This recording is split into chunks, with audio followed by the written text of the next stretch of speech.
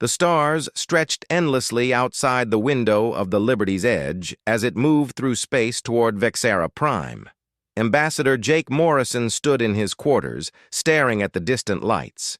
He was 47 years old, with gray touching his dark hair at the temples. His face showed the lines of someone who had seen both war and peace. Behind him, the door opened. Commander Lisa Hart walked in without knocking. She had that right. They had worked together for 5 years, and she knew when something was wrong.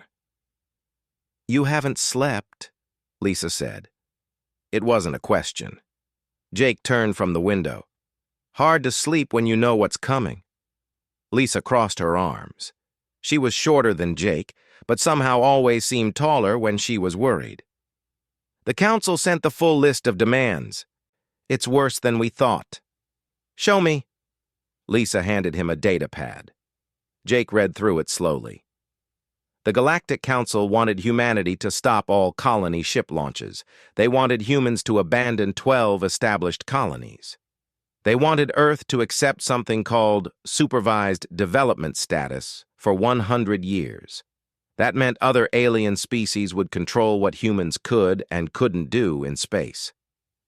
"This is insane," Jake said quietly. "We've done nothing wrong." "Tell that to the Zenthari Collective," Lisa replied, "or the Morvath Commonwealth, or any of the others who signed this complaint." The door chimed again. Dr. Ben Crawford entered, carrying his own data pad. Ben was younger than both of them, only 32, with messy brown hair and glasses he insisted on wearing even though medical science could fix his eyes perfectly. He said he liked how they made him look smarter. "I found something," Ben said, his voice excited and worried at the same time. "I went through the Council's historical records. This has happened before." Jake set down his pad. "Explain." Ben pulled up files on his device. 3 other species got demands like this. The Quillari were told to stop expanding 50 years ago. They agreed. Now they're basically servants to the Morvath. The Hektan refused. Their homeworld was bombed from orbit until they surrendered. The Telvanni also refused. They don't exist anymore. The room went quiet. Lisa looked at Jake, her face hard. "So our choices are become slaves or die?" "There's always another choice," Jake said. "What choice?" Lisa asked. "We can't fight the entire council. Earth has been in space for barely 80 years. We have maybe 200 military ships. The Zenthari alone have 10,000. Jake walked back to the window. Out there, past the stars, were human colonies. New Terra, with its farms and schools. Liberty Station, where families from 6 different Earth nations lived together. New Boston, where his sister and her kids had moved last year. All of those places, full of people who just wanted to live their lives. "I'm not going to tell those people they have to leave their homes," Jake said. "I'm not going to tell humanity we have to ask permission to grow and explore. That's not what we are." Ben pushed his glasses up his nose. "Jake, I understand the feeling, but we need to be realistic. The Council has been around for 12,000 years. They have rules, systems, power." "Rules they made up," Jake said, turning around. "Rules they didn't follow themselves when they were expanding. I read the history too, Ben. The Zenthari took over 14 star systems by force before anyone stopped them. The Morvath claimed entire sectors without asking anyone. But now that humans are spreading out, suddenly there are all these laws?" "That's different," Ben started to say. "How?" Jake's voice was sharp. "How is it different? Because we're new? Because we're young? Because we do in 15 years what took them 300? Lisa stepped between them. "Okay, both of you calm down. Jake, what are you thinking? You have that look." Jake smiled, but it wasn't a happy smile. "I'm thinking we tell them no." "No?" Ben's eyes went wide. "Just no?" "That's not a strategy," Lisa said. "That's suicide." Jake walked to his desk and pulled up star maps. "Maybe. Or maybe it's the only move they won't expect. Think about it. Every species that got these demands either begged for mercy or tried to fight. What if we just refused to play their game? They'll destroy us, Ben said. Maybe, Jake agreed. Or maybe they're bluffing. Maybe they're scared. Why else would four major powers band together to stop one small species? We're not a threat. We're not invading anyone. We're just growing faster than they're comfortable with. Lisa studied the maps. You think this is about fear? I think this is about control, Jake said. The big powers have run the galaxy their way for thousands of years. Then humans show up and we don't follow their script. We make friends with smaller species. We share technology. We grow fast and we're not afraid of them. That terrifies them. Ben sat down heavily. So your plan is to walk into that council chamber and just say no? Jake, they'll arrest you. They might kill you. Then I'll die standing up, Jake said. But I don't think they will. I think if we refuse, if we make it clear we won't back down, they'll have to show their cards. Are they really ready to commit genocide? In front of the entire galaxy? With all the smaller species watching? Lisa looked at him for a long moment. Then she nodded slowly. It's crazy. Completely crazy, Ben agreed. But it might work, Lisa finished. Jake looked at both of them. I need you both with me. I can't do this alone. Lisa, I need you to be ready for anything. Ben, I need you to find every piece of evidence you can that this is a setup. Financial records, communications, anything that shows this isn't about law. Already on it, Ben said. Lisa straightened her uniform. When do we arrive at Vexara Prime? Jake checked the time. 6 hours. Then we better get ready, Lisa said. You're about to make history, Jake, or get us all killed. Maybe both, Jake said. As they left, Jake turned back to the window one last time. Somewhere out there, his sister was putting her kids to bed on New Boston. Millions of other humans were living their lives on dozens of worlds. They trusted him to protect them. He wouldn't let them down, even if it cost him everything. The Liberty's Edge flew on through the dark, carrying them toward whatever future waited at Vexara Prime. The council chamber was enormous. Jake had been there before, but it still made him feel small every time. The ceiling stretched up so high it disappeared into darkness. Seats rose in circles around a central floor, arranged like an ancient arena. 247 different species had representatives here, each seat designed for their unique biology. Jake walked down the central path toward the speaking platform. His footsteps echoed in the massive space. Behind him, Lisa and Ben followed. Around them, thousands of alien eyes watched. Some were familiar. Most were completely strange. High Arbiter Velkan stood at the main podium. He was Zenthari, which meant he looked like a massive praying mantis made of black metal. His voice came out as clicking sounds, translated instantly into every language in the chamber.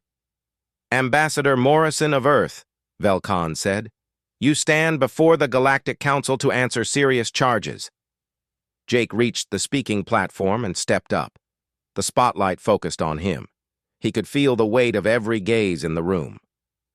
I understand, High Arbiter, Jake said clearly. Delegate Threxis rose from the Morvath section. The Morvath looked like walking lizards, covered in dark green scales and wearing elaborate robes. Threxis was old, even for his species. His yellow eyes fixed on Jake with clear dislike. The charges are simple, Threxis began. His voice was smooth and cold. Humanity has violated 14 separate council regulations regarding expansion. You have sent colony ships into disputed zones. You have terraformed worlds without proper permits. You have refused to adopt standard council technology protocols. Threxis activated a display. Images appeared in the air above the floor. Human ships, human colonies, human cities on distant worlds. Look at this expansion, Threxis continued. In only 15 years, humanity has claimed 32 star systems. Most species take 300 years to achieve such growth. This aggressive expansion threatens established territories and violates the careful balance we have maintained for millennia. More delegates stood, adding their voices. A representative from the Ashane Unity, beings made of pure energy, spoke about how physical expansion was primitive and dangerous. A Corvin League member, looking like a tall wolf standing on two legs, complained about human ships disrupting trade routes. Jake listened to it all. He kept his face neutral, but inside his mind was racing. Everything they said sounded bad, but none of it was actually wrong. Humans had expanded quickly. They had moved into areas these species wanted. But humans hadn't attacked anyone. They hadn't stolen anything. They had just built homes and lived their lives. After an hour of accusations, Velkan clicked his mandibles together. Ambassador Morrison, you may now respond to these charges. The Council expects you to present your defense and any offers of compensation or compliance.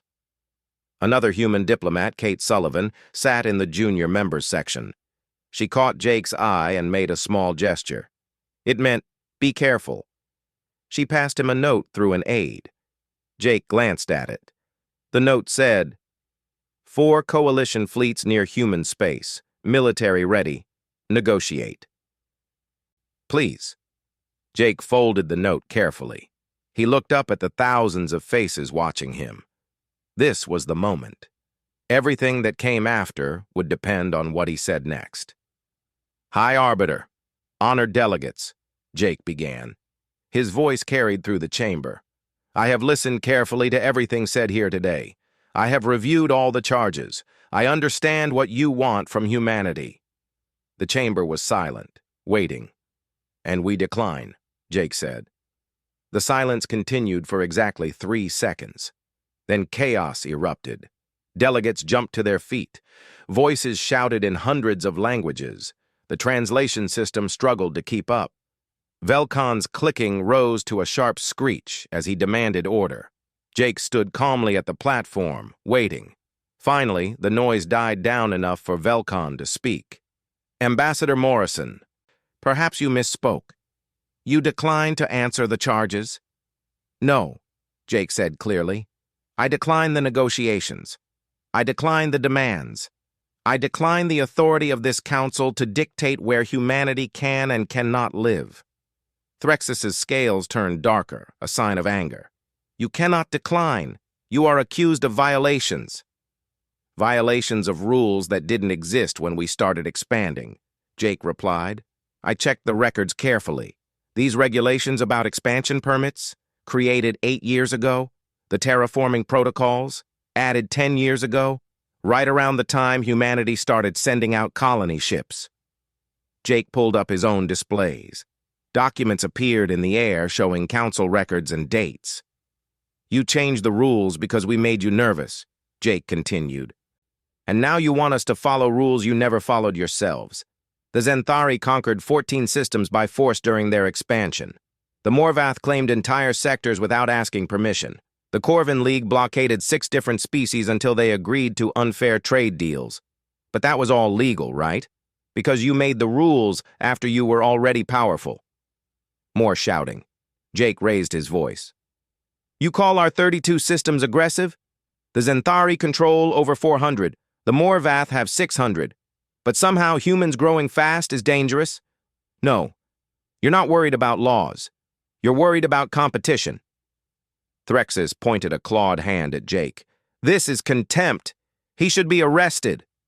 For what? Jake asked. For telling the truth? You brought me here expecting me to beg. To offer to abandon our colonies.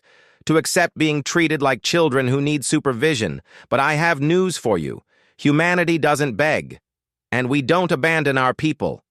Velkan's clicking became urgent. Ambassador, you do not understand the consequences of this position. I understand perfectly, Jake said. 4 of your coalition fleets are positioned near human space right now. You're threatening us. But threats only work if we're afraid. And humanity stopped being afraid a long time ago. Jake pulled out another document.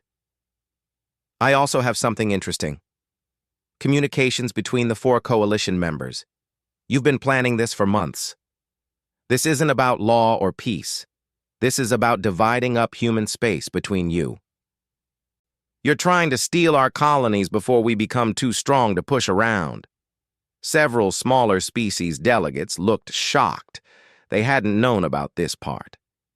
So here's humanity's position, Jake said. We will continue to expand.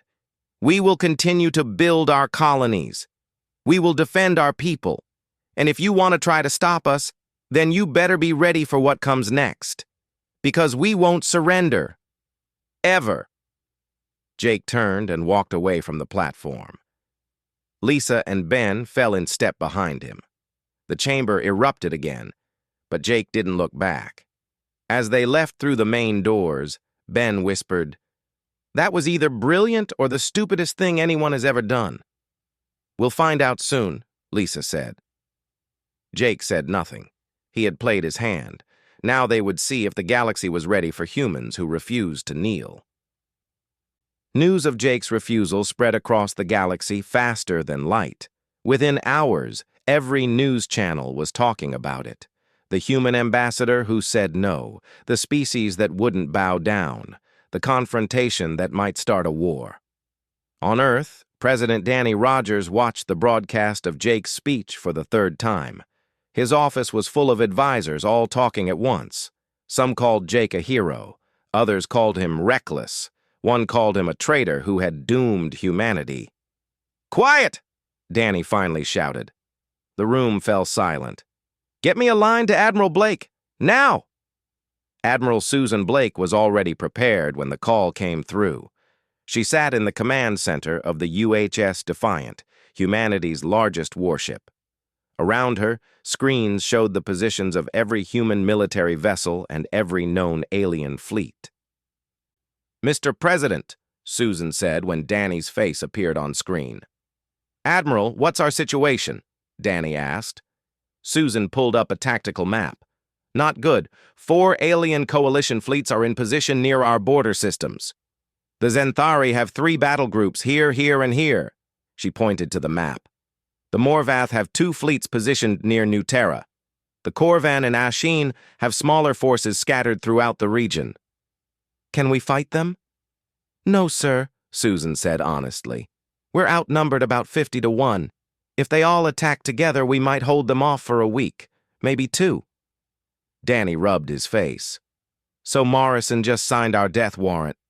"Maybe," Susan said. "Or maybe he's playing a longer game." "Permission to reposition the fleet?" "What do you have in mind?" "Defensive formation," Susan explained. "I want to put our ships around the colonies, not in a battle line. If they want to attack civilian targets, they'll have to go through us first. Make it costly. Make it visible." Danny thought about it. "Do it. But Susan, do not fire first. If shooting starts, I want it crystal clear who started it." "Understood, sir." The call ended. Susan immediately began issuing orders. Across human space, warships moved into new positions. On the council station, Jake sat in his quarters under what was essentially house arrest. They couldn't leave the station, and guards were posted outside. But Jake had expected this. Ben burst into the room, his datapad clutched in both hands. "I found it! Jake, I found proof!" "Show me," Jake said. Ben pulled up financial records. 6 months ago, the Zenthari, Morvath, Corvan, and Ashin held a secret meeting. They created something called the Expansion Limitation Agreement. According to these documents, they planned to use the Council to force humanity to give up colonies. Then they'd divide those colonies among themselves. Lisa looked over Ben's shoulder. "This is exactly what we need. Can you prove it's real?" "The digital signatures are authentic," Ben said. "And look at this. They even decided which colonies each of them would get. New Terra goes to the Morvath, Liberty Station to the Zenthari. They had it all planned out." Jake smiled grimly. "Get this to every independent news network in the galaxy. Not just the major ones. Find the small species channels, the independent journalists, everyone." "On it," Ben said. already working. Halfway across the galaxy, on the colony world of New Terra, Governor Claire Martinez stood in front of cameras. She was 53, tough as steel, and had helped build New Terra from nothing. She wasn't about to abandon it. "My name is Claire Martinez," she said to the camera. "I'm the governor of New Terra, one of the colonies the council wants us to abandon. I'm here to show you what that really means." The camera followed her through the colony. She showed schools where human children learned alongside a few young aliens from species that had settled here peacefully. She showed farms growing food in soil humans had spent years preparing. She showed homes that families had built with their own hands. "This isn't a military base," Claire said. "This isn't some aggressive expansion. This is people living their lives. These are homes, and we're not leaving." The broadcast went viral. Within a day, billions of beings across the galaxy had seen it. Many were moved. Some were angry. But everyone was talking about it. Admiral Blake's defensive deployment was also noticed. Military analysts from dozen species commented on it. The humans weren't preparing to attack. They were preparing to defend. Every ship was positioned to protect civilians, not to strike at enemies. On the council station, Kate Sullivan came to see Jake during a brief moment when the guards allowed visitors. 10 different smaller species have contacted me privately," Kate said quietly. "They support what you did, but they're scared to say it publicly." "I know," Jake said. "That's why we need to keep pushing. This isn't just about humanity. It's about every species that's been bullied by the big powers." Kate hesitated. "Jake, the Coalition issued an ultimatum, 10 days. Then they're calling it enforcement action." "Let them call it what they want," Jake said. "The whole galaxy is watching now. If they attack peaceful colonies full of civilians, everyone will see them for what they really are." "They might not care," Kate warned. "Then we fight," Jake said simply, "and we make them pay for every inch." Across the galaxy, reaction continued to build. The Corvin League's merchant class started complaining loudly. War was bad for business. Why risk profitable trade with humans over some colonies? Within the Ashine Unity, younger members questioned their elders. Why were they threatening people who just wanted to live in peace? It didn't match their values. Even among the Morvath, bureaucrats started raising concerns. The proper paperwork for military action hadn't been filed correctly. There were procedures to follow. Only the Zenthari remained completely committed. Their military leader, a warrior named Krax, gave a speech promising that humanity would be taught respect for the old powers. But cracks were forming in the coalition. On day 5 of the countdown, something unexpected happened. A small merchant ship captain named Greg Foster was near Liberty Station when a Zenthari patrol appeared. Instead of running, Greg opened a communication channel.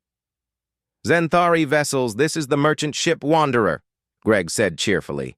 "Welcome to Liberty Station. We've got some great food here if you want to stop by. Ever tried pizza?" The Zenthari commander was completely confused. He'd expected fear or defiance, not a friendly invitation to dinner. We are not here for food," the commander replied. "Shame," Greg said, "but the offer stands.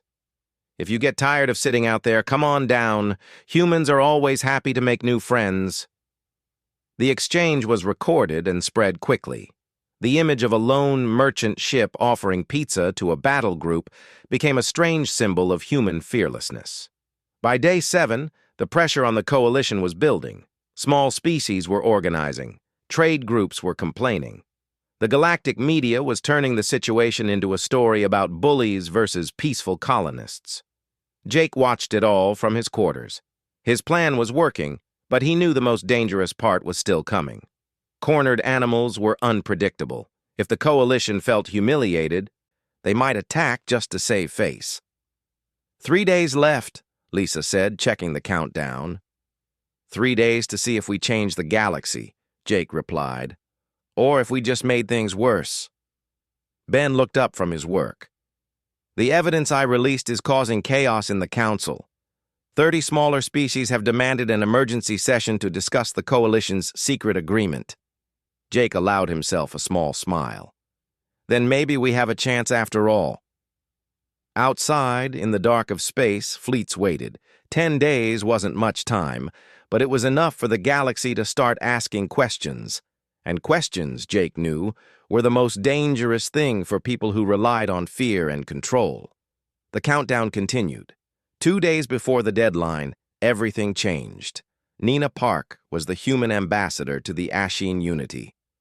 She had spent weeks quietly talking to younger Asheen members, the ones who questioned their leadership's decision to threaten humanity. Now, those quiet conversations were bearing fruit. A group of young Asheen appeared on the galactic news networks. They were beings of pure energy, glowing in different colors to show their emotions. Right now, many glowed blue, which meant disagreement with their elders. "We do not support violence against the humans," their spokesperson said. "They have done nothing to harm us. Their expansion is their right, just as our expansion was our right thousands of years ago. We call on the Asheen Unity to withdraw from this coalition." The statement sent shockwaves through the diplomatic community. One of the 4 major powers was fracturing from within. On the Zenthari home world, military leader Krax watched the news with growing anger. His mandibles clicked in frustration. The plan had been simple: show overwhelming force, make the humans surrender, divide the colonies. But now everything was falling apart. "The Corvin have already pulled back most of their fleet," his advisor reported.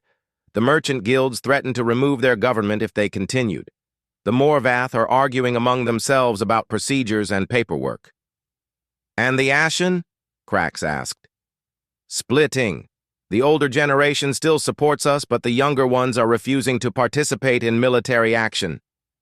Krax slammed his blade-like arm against the wall. "Then we proceed alone if necessary. The humans must be taught their place."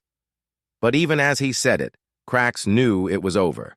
A military campaign needed unity. Without the coalition holding together, attacking would make the Zenthari look like the aggressors, and that would turn the entire galaxy against them. Back on New Terra, Governor Claire Martinez was showing another broadcast to the galaxy. This time she focused on cooperation. She showed the small group of alien residents who had chosen to live alongside humans, a Kilari family that ran a restaurant, an Ashen scholar studying human agriculture, a Corvin merchant who said humans were the best trading partners he'd ever had. "This is what expansion should look like," Claire said to the camera. "Not conquest, not control, just people of different species choosing to live and work together. Is this really what threatens the galaxy?" The broadcast was shared millions of times. Comments flooded in from across space. Many smaller species said they wanted the same kind of relationship with humans. They were tired of being told what to do by the old powers. On day 9, with only 24 hours left before the deadline, the Council was forced to hold an emergency session. Not because the Coalition wanted it, but because 37 smaller species demanded it. Jake was brought to the chamber again, still under guard. But this time, the atmosphere was completely different. Delegates were arguing loudly before the session even started. The careful order of the Council had dissolved into chaos. Delegate Kethis from the small amphibious species called the Tethrani stood at a speaking platform. His voice was high and sharp, cutting through the noise. "I stand before this council to make a formal accusation," Kethis announced.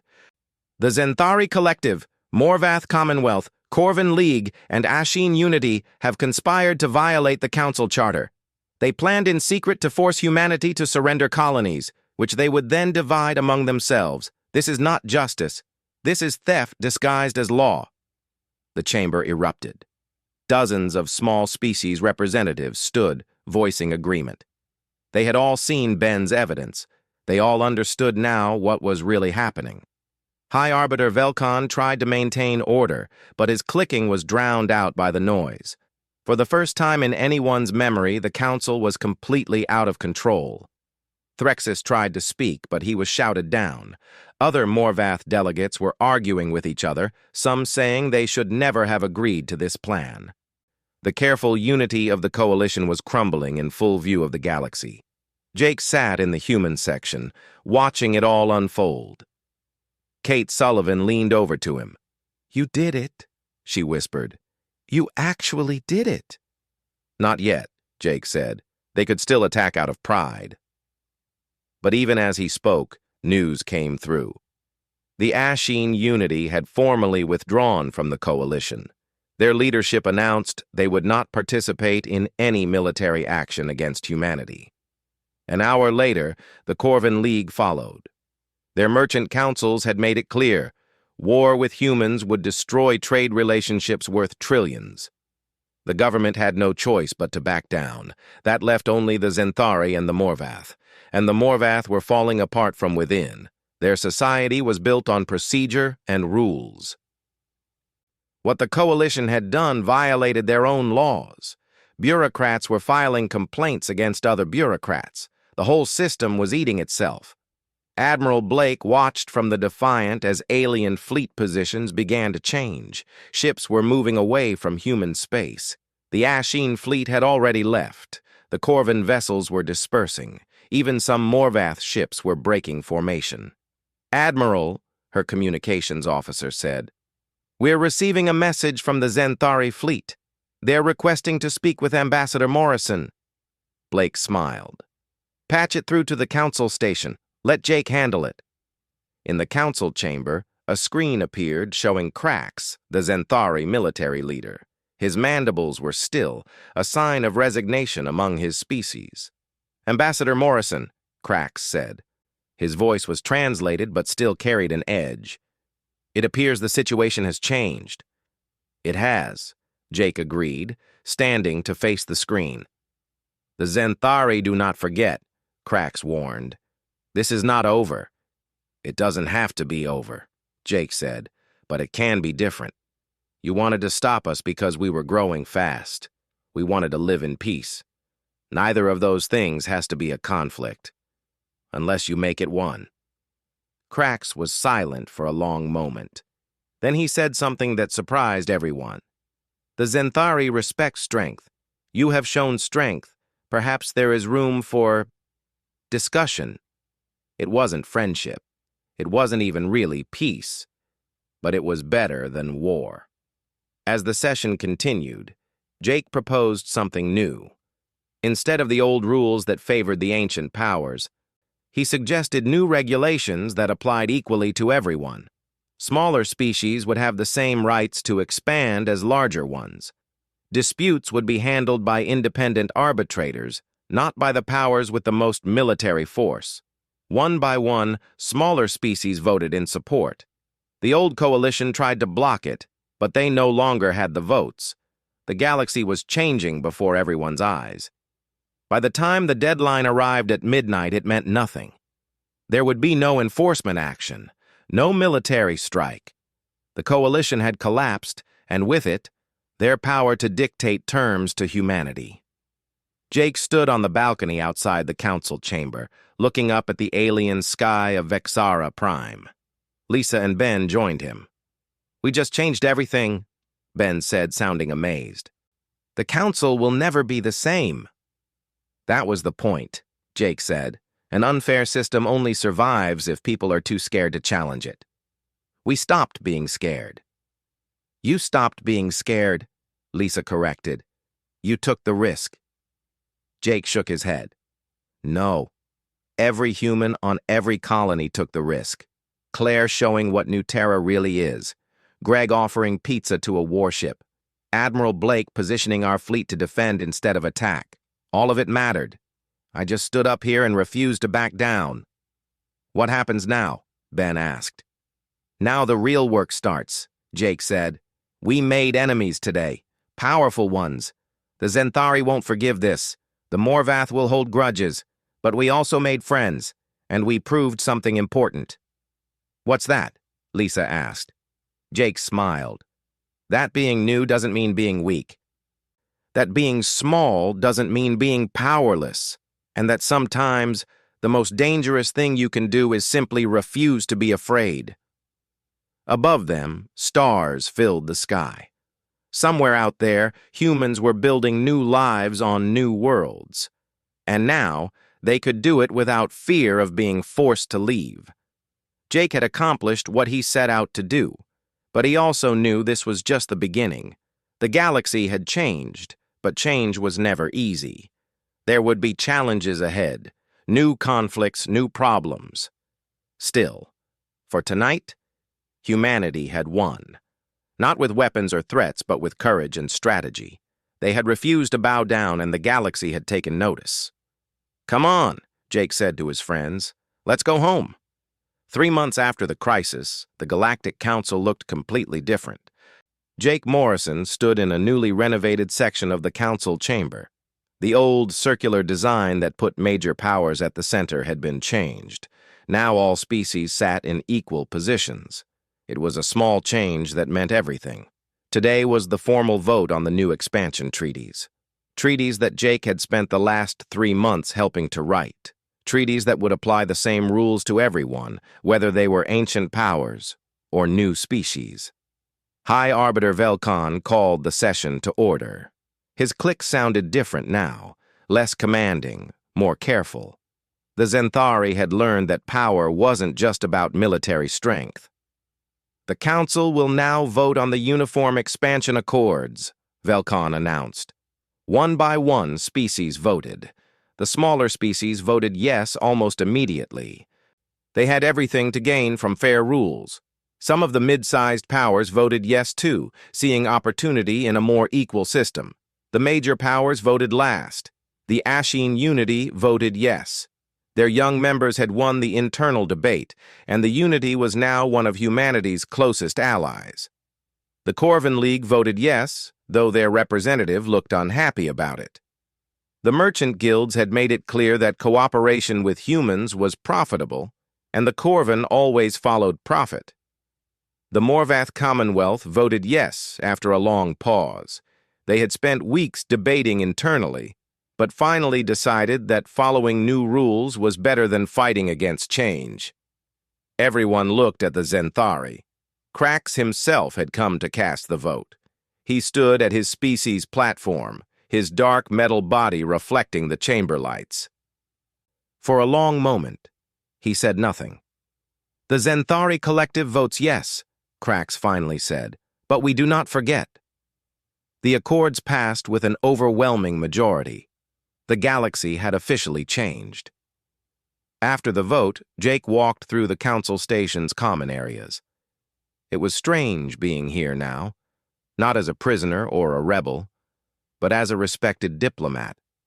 Aliens from dozens of species nodded to him as he passed. Some even stopped to thank him. A young Quillari approached nervously. The Quillari were one of the species that had been forced into servitude decades ago. This one looked at Jake with something like hope. "Ambassador Morrison," the Quillari said in a small voice, "my government wants to talk about renegotiating our agreements with the Morvath. Because of what you did, we think we can ask for better terms." "Fair terms." Jake smiled. "Then ask. The galaxy is different now. Don't be afraid to stand up for your rights." The Quillari bowed gratefully and hurried away. Jake watched him go, feeling satisfied. This was why it had all been worth it, not just for humans, but for everyone who had been pushed around by the old powers. Ben found Jake in one of the station's observation decks, looking out at the stars. "President Rogers wants to talk to you," Ben said. "Something about a promotion." Jake laughed. "I don't want a promotion. I just want to do my job." "You did more than your job," Ben pointed out. "You changed the entire galactic power structure. People are calling it the Morrison Doctrine now." "The what?" Ben pulled up a news article on his pad. "The Morrison Doctrine. The idea that young species have just as much right to grow and expand as ancient ones, that the galaxy belongs to the brave, not just the old. It's everywhere." Jake read the article, feeling uncomfortable with all the attention. I didn't do it for fame, Ben. I know, Ben said, but that doesn't change what you accomplished. 3 more species have announced new colony initiatives. They're following humanity's example, and the council can't stop them because of the new rules. Lisa joined them, carrying 3 cups of coffee. She handed them out and sat down. Admiral Blake sends her regards, Lisa said. The fleet is standing down to normal operations. No more battle stations, no more defensive positions, just regular patrols. Any trouble from the Zenthari? Jake asked. Lisa shook her head. Actually, the opposite. They've opened formal military exchange programs with us. They want to learn our tactics. Krax apparently told his commanders that humans fight in ways they never expected. We don't fight, Jake said. That's what they don't understand. We won without firing a shot. Exactly, Lisa agreed. And that confuses the hell out of them. They respect it, but they don't understand it. The 3 friends sat in comfortable silence, watching ships come and go from the station.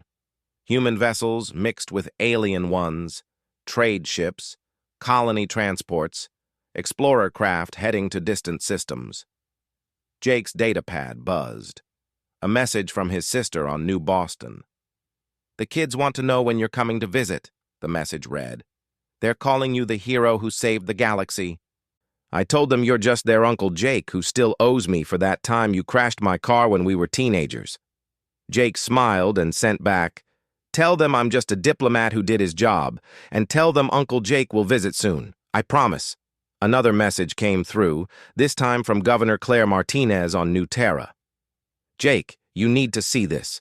We've had requests from 12 different species asking to settle on New Terra. They want to live alongside humans. What you did is bringing people together in ways we never imagined. Jake forwarded the message to Ben. Looks like your cultural exchange programs are going to get busy. Ben grinned. Good.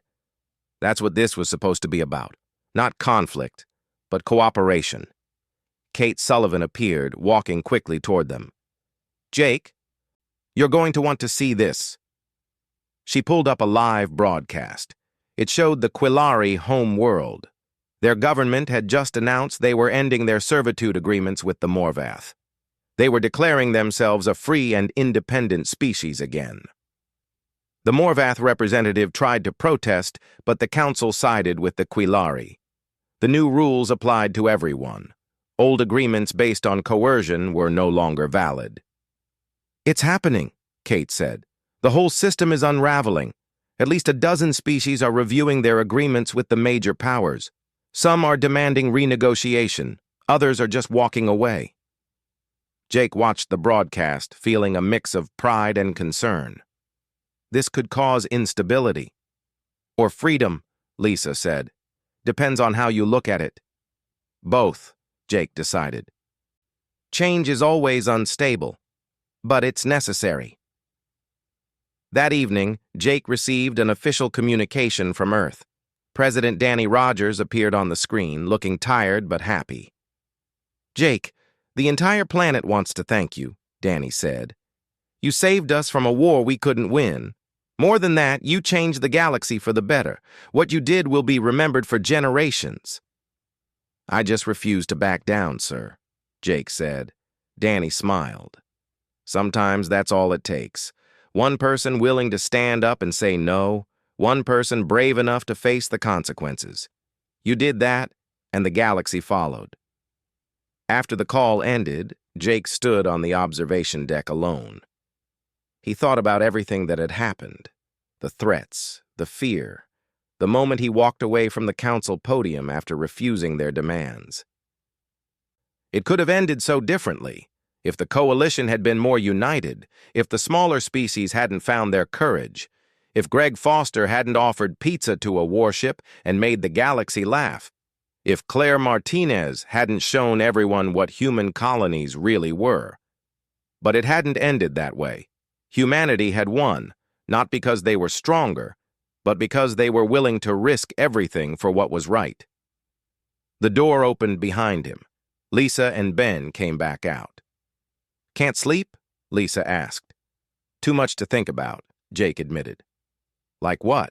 Ben asked. Jake gestured at the stars. Out there, humans are building new lives.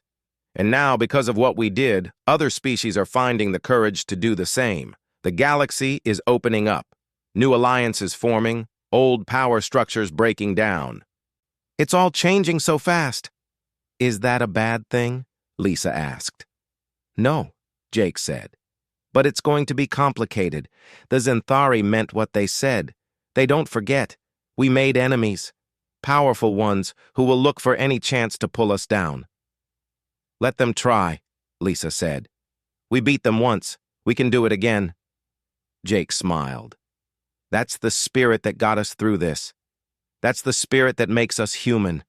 We don't give up. We don't back down. We stand up for what's right, even when it's dangerous. So what now? Ben asked. What do we do next? Jake looked at his friends, his team, the people who had stood with him when everything was at risk. Now we help build something better, Jake said. A galaxy where everyone has a fair chance, where young species aren't bullied by old ones, where rules apply equally to everyone. It won't be easy. There will be setbacks. But we started something here, something important, and we need to see it through. Lisa raised her coffee cup. To changing the galaxy. Ben raised his. To standing up for what's right. Jake raised his cup and touched it to theirs. To humanity, and to all the species finding their courage. Outside the window, a human colony ship passed by, heading to a new world. Behind it, ships from 6 different alien species followed. They were all heading to the same destination, ready to build a new colony together. That, Jake thought, was the real victory. Not defeating the coalition, not changing the council rules, but showing the galaxy that different species could work together, could build together, could create something better than what came before. The Morrison Doctrine wasn't about humans being superior, it was about everyone having the right to grow, to explore, to build their own future. And that future was just beginning.